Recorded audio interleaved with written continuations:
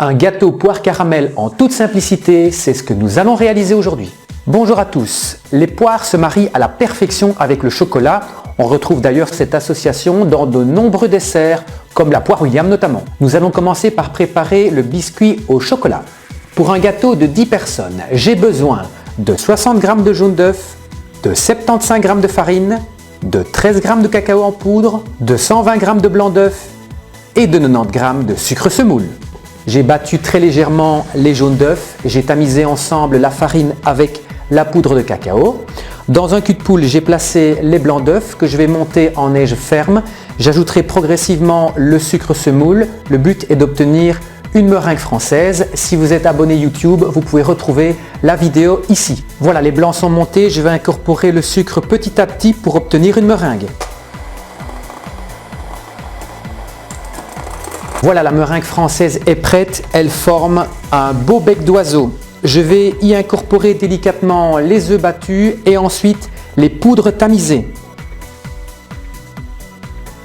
Tous les ingrédients sont maintenant réunis, mais il faut vraiment mélanger délicatement si vous ne voulez pas faire retomber votre meringue. J'ai recouvert une plaque à four de 2 feuilles de papier cuisson. Je vais étaler la pâte de manière homogène pour obtenir des rectangles de 15 cm sur 20. Pour vous aider, vous pouvez lisser votre pâte à l'aide d'une spatule. La pâte au chocolat est maintenant bien lissée. Je vais à présent enfourner la plaque pendant environ 10 minutes à 180 degrés. Après 10 minutes de cuisson, les biscuits sont cuits. Je vais les laisser refroidir. Seconde étape de la recette, le sirop à la vanille. Ça, il n'y a rien de plus simple. J'ai placé dans une casserole 25 g de sucre semoule, 4 centilitres d'eau et quelques gouttes de vanille liquide.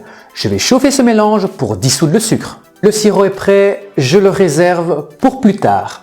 Troisième partie de la recette, les poires caramélisées. Vous aurez besoin de 300 g de poires bien mûres, de 25 g de sucre semoule et d'une gousse de vanille. Vous pouvez utiliser la sorte de poire que vous préférez, ce choix aura évidemment un impact sur le goût de votre gâteau. Dans une poêle, j'ai placé le sucre et je vais le faire fondre jusqu'à caramélisation. Le caramel est prêt, je peux maintenant y ajouter les dés de poire et la gousse de vanille fondue. Je vais mélanger quelques minutes pour bien enrober les poires.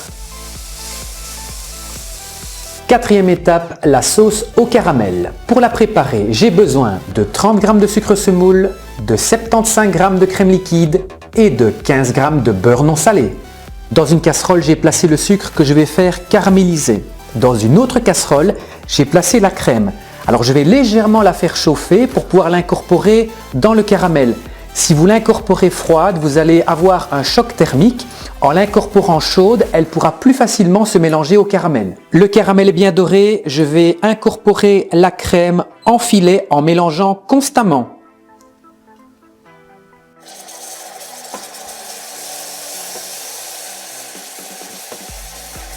Je vais à présent introduire le beurre en morceaux. Mélanger, on obtiendra alors une crème bien onctueuse. Cinquième partie de la préparation, la mousse au caramel. J'ai besoin de 6 g de gélatine, de 60 g de jaune d'œuf, de 135 g de lait, de 275 g de crème liquide à fouetter, de 110 g de sucre semoule et de 40 g d'eau.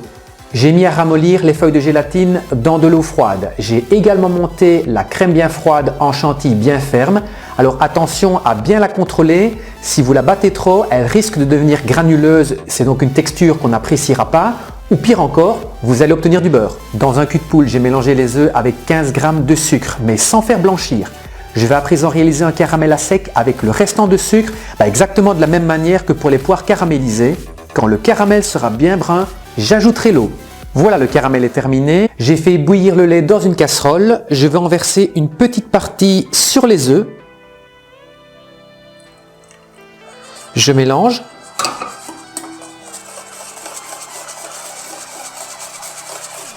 Et puis je reverse le tout dans la casserole. J'ajoute à ce mélange œuf, lait, le caramel à l'eau. Et je vais maintenant faire chauffer cette préparation jusqu'à 82 degrés, un peu comme une crème anglaise.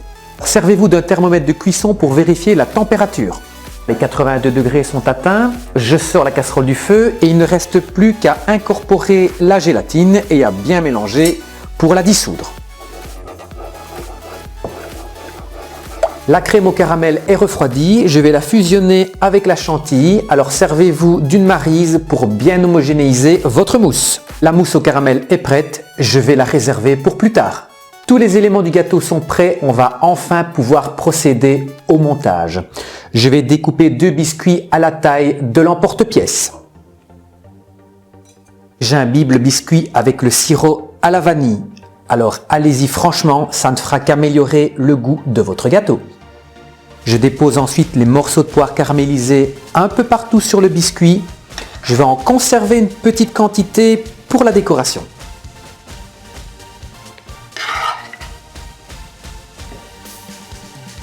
Je verse dessus la sauce au caramel. Je recouvre les poires avec la mousse au caramel.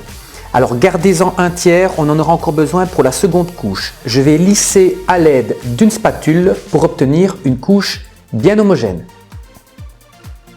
La mousse est étalée de manière homogène. Je vais placer dessus le second biscuit au chocolat. Je pousse légèrement pour bien tasser la crème. J'imbibe également ce biscuit avec le sirop à la vanille. J'étale enfin le restant de mousse au caramel et je vais lisser à la spatule.